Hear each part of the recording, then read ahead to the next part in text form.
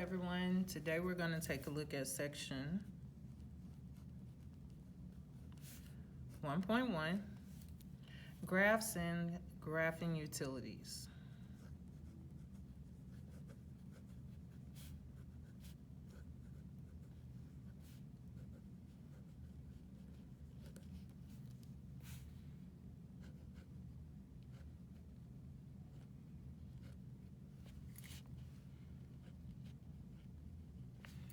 All right.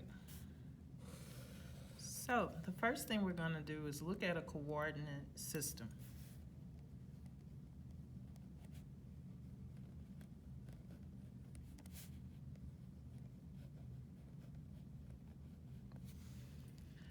A coordinate system consists of two axes, an x-axis, which runs east to west, and a y-axis, which runs north and south.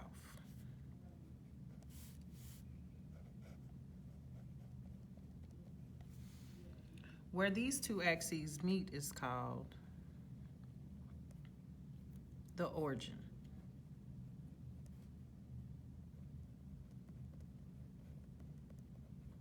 And the origin is at point 0, 0. So you're probably wondering what the 0, 0 is. That 0, 0 is what we call an ordered pair. And an ordered pair consists of an x value and the y value. Now remember, it's called ordered pair, so it comes in a certain order and it comes as a pair. So the order would be XY and the pair is XY, all right? So the correct order is the X value, then the Y value. And for it to be a pair, it has to be two things. Now, these four boxes are what we call quadrants.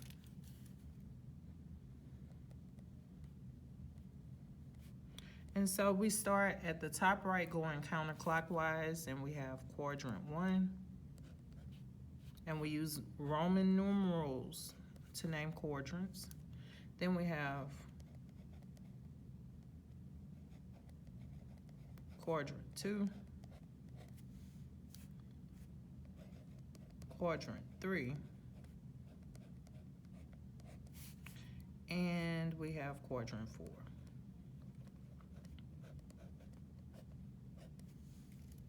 Now, for one of these order pairs to land in quadrant 1, that means both your x and y are positive. So your x value is positive, and so is your y value.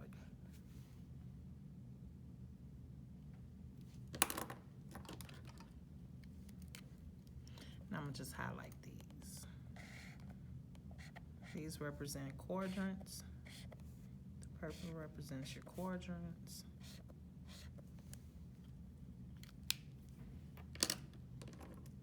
For a value ordered pair to appear in quadrant 2, your x value is negative and your y value is positive.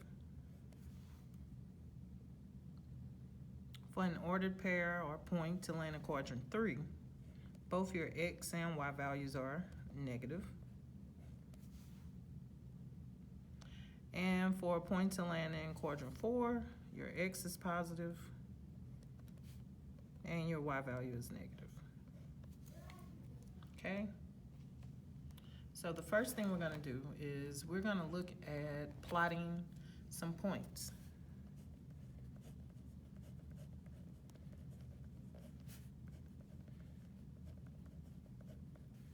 In a coordinate system.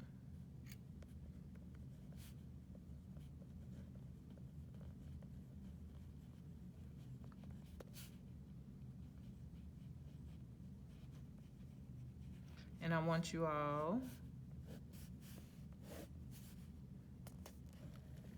to draw out a coordinate plane. Now, notice I keep calling this a coordinate plane because this is not a graph. A graph is when you place things onto a coordinate plane. So we're gonna mark this off.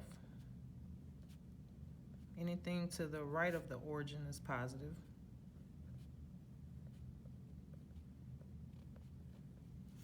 Anything up from the origin is also positive.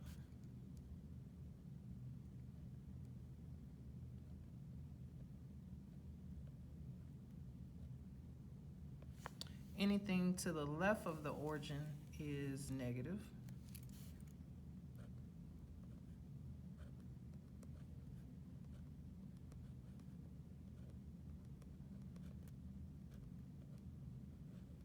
And anything to the bottom of the origin is also negative.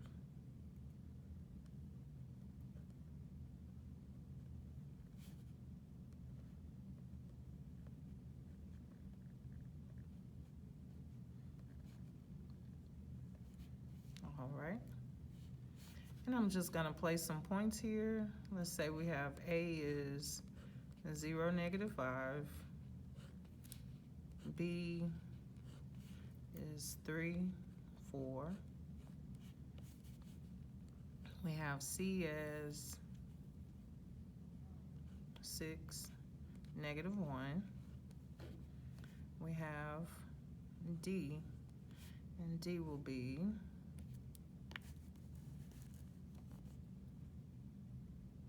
2. Well, let's do 2, 0. And E, let's say that we have -5, -5. And last but not least, F, let's call F1, -4. All right, and we're gonna plot these points.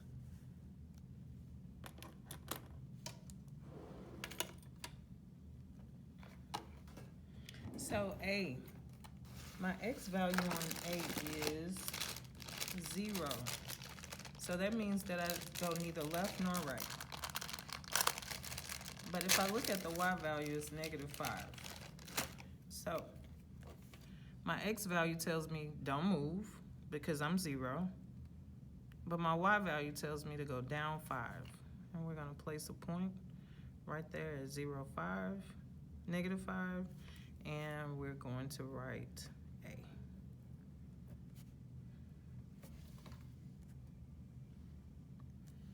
Now, let's go to B. B is 3, 4. Always start at the origin. The X value is 3, so we go to the right 3. And then our Y value is 4, so we go up 4 and plot a point. And we have B. C, we have 6, -1, so we go over to 6 and down to -1. And this is point C. D, we have 2, 0, so we walk over to the right 2, and since Y is 0, we don't go up or down, so we plot a point, and we have D. E is -5, -5. Start at the origin. We walk to the left to -5 because my X value is -5, and I go down -5 and plot a point. That represents E, and we have 1 and -4. And that represents F.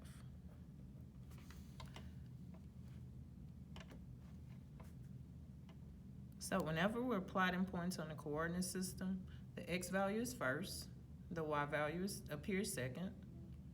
We walk to the left or right first, and then we go up or down second. Once we complete those steps, we plot the point and write the alphabet. Now we're gonna look at X-intercepts and Y-intercepts.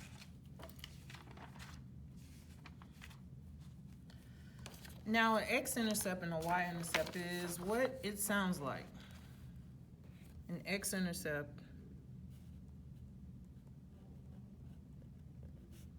and I'm going to switch ink. X-intercept is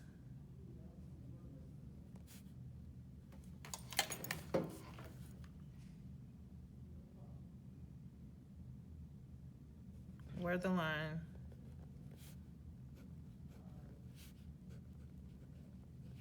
touches the x-axis and the y-intercept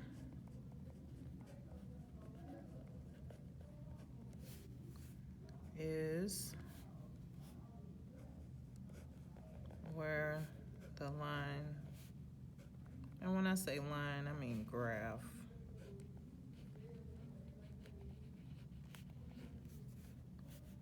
touches the y-axis. So whenever we are looking for an x-intercept, your x-intercept will look like such. You'll have an x value, and the y value will be 0 because you're touching the axis. So that means you didn't move up or down. You just moved left or right.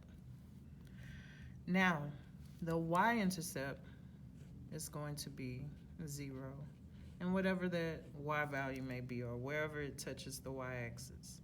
So notice we don't move left or right, but we go up or down to touch the y-axis. So I'm going to plot a few graphs. And let's say that we want to find the x-intercept.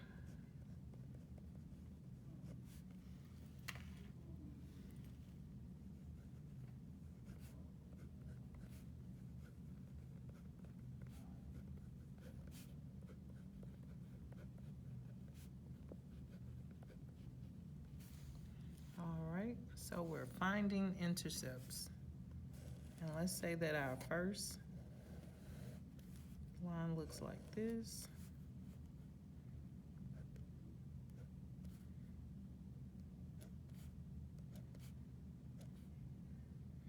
And what you are going to learn about your teacher is that she is an awful artist.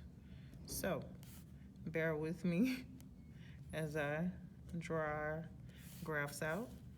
Let's say that B looks like this. All right, draw you out a coordinate plane.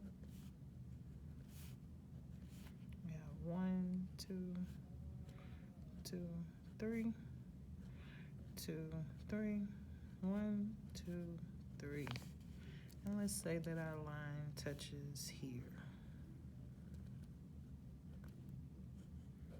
All right, and let's do a graph for C.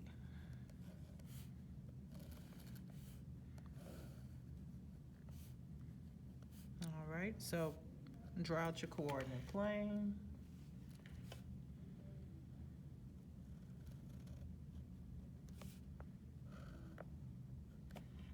Okie dokie. And we're looking for the x-intercepts and the y-intercepts.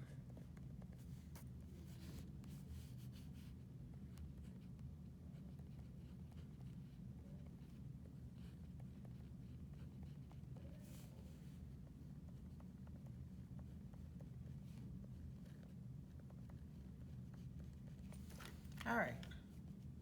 So remember what the point would look like if it's an x-intercept or a y-intercept. If it's an x-intercept, the x value will be present and the y value should be 0. So let's take a look at A. Remember the x-axis runs horizontally. So if I look at this graph, I notice that it touches the x-axis at 1. So I'll have an x value of 1 and a y value of 0.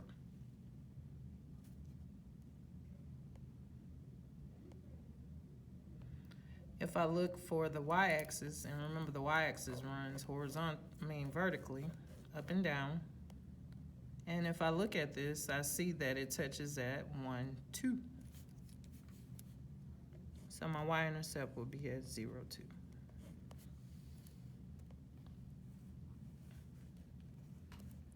And let's move over to B. Now B, we have an x-intercept of -1, -2, because my line touches the x-axis at -2, 0. And my y-intercept, well, does my line touch my y-axis? No. So that means that I have no y-intercept.